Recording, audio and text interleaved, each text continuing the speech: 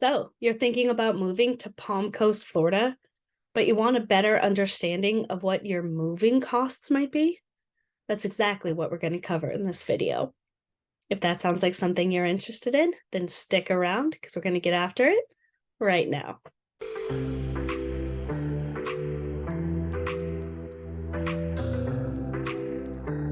Hi, my name is Stephanie Schulis with Keller Williams Realty. Thanks so much for joining us today.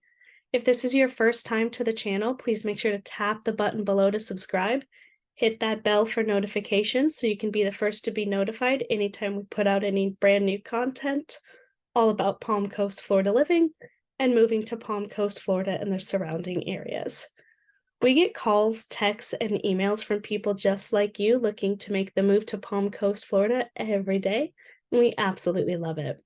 So whether you're thinking about making the move in the next 9 days or 90 days, give us a call, shoot us a text, send us an email, and we'll do everything we can to help you make a smooth move to Palm Coast, Florida. When you're making the move to Palm Coast, chances are you're already factoring in the purchase price of the home and closing costs. But there's one more big expense that you may not have considered, and that's your moving costs. Let's break it down a little bit. You have a few different options when it comes to making big moves, especially if you're moving different states. The first moving option would be a full service mover. This is typically going to be your highest cost level. It's going to include drivers and it's going to include labor, people to help box up your belongings, load up the trucks, etc. Another moving option would be a moving container. This is going to be kind of the middle level for costs. It's going to include driving, but it is not going to include any labor.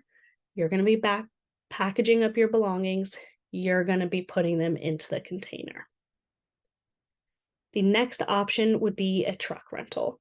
And this is typically going to be your lowest cost level. It's not going to include drivers, and it's not going to include labor. When it comes to the full service movers, there are a few ways that you can help to bring the cost of that down a little bit. You can pack as many items as possible yourself. Use professional grade moving boxes of smaller sizes, which is going to reduce the gaps when they're stacking and allow you to put more into a space and save money on the number of trucks or containers that moving company has to use. You're going to want to disassemble your furniture beforehand, beds, mirrors, desks, TV wall mounts, etc., so that you're not paying the labor costs for the guys or gals to do that for you. If you're able to, moving in the winter months really helps as the demand tends to be lower, which means that the rates are typically lower as well.